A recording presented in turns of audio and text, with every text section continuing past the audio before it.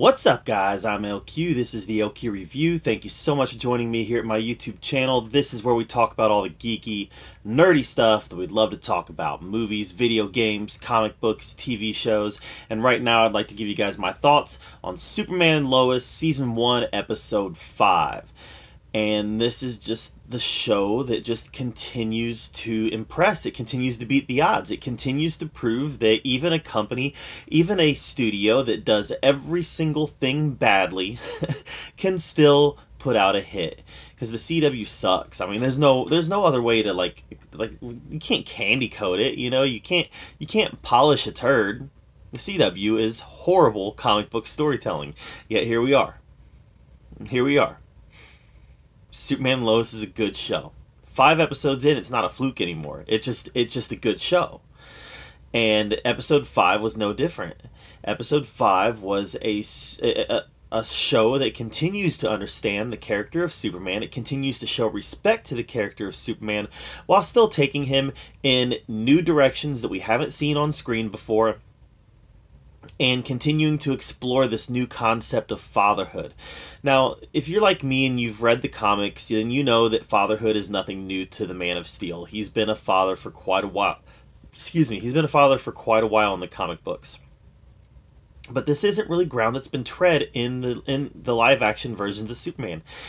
And I'm enjoying watching his 2 teenage sons, John and Jordan, navigate being Superman's sons. And I think that's part of the fun and allure of this show. I mean, in lots of ways, this show is like a mixture between Man of Steel and Smallville. You know, it definitely has a Man of Steel kind of tone to it, a Man of Steel type of feel to it, but it kind of has that Smallville aesthetic. In a lot of ways, there's even a little dash of Lois and Clark, The Further Adventures of Superman, put in there. Because this is also Lois's show.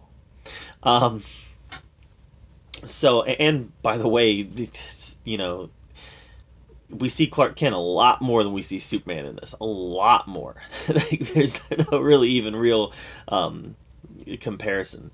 But that doesn't mean that it's not quality stuff, because this is really good Superman entertainment made by people who clearly, you know, I don't know what they were doing when they were making Supergirl.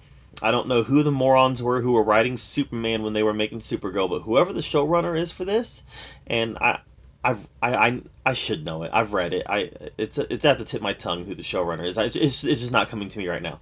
But yeah, this person understands Superman. This person gets it. This person has a vision for Superman, and even though it's something that's unique that we haven't seen before, it's still a vision that is rooted in respecting all the stuff that has come before, you know, the source material. We learned a little bit more about the Lex Luthor in this episode. You know, he is in love with Lois.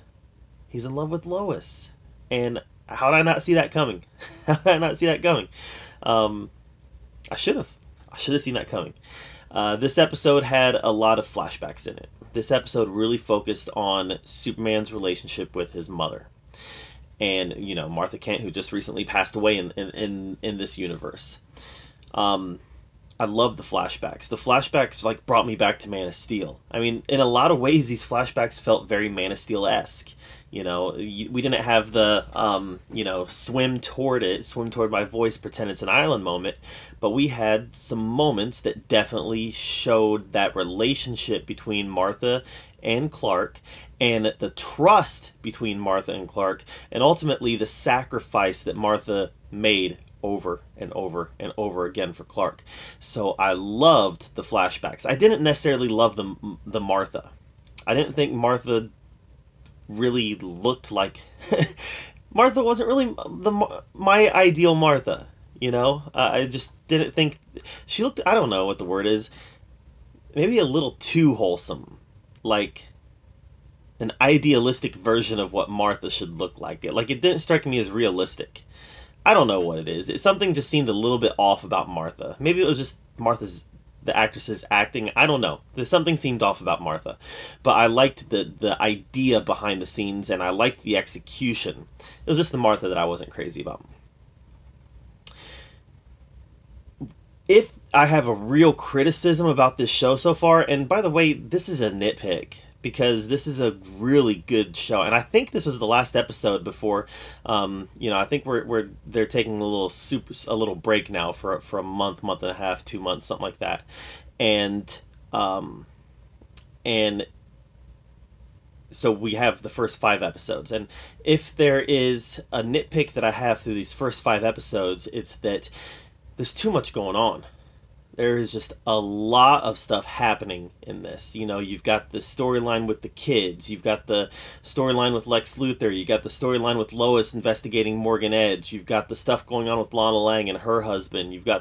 There is so much going on right now that it's really difficult to kind of keep track and understand what storyline is happening right now, because in a lot of ways they're happening simultaneous.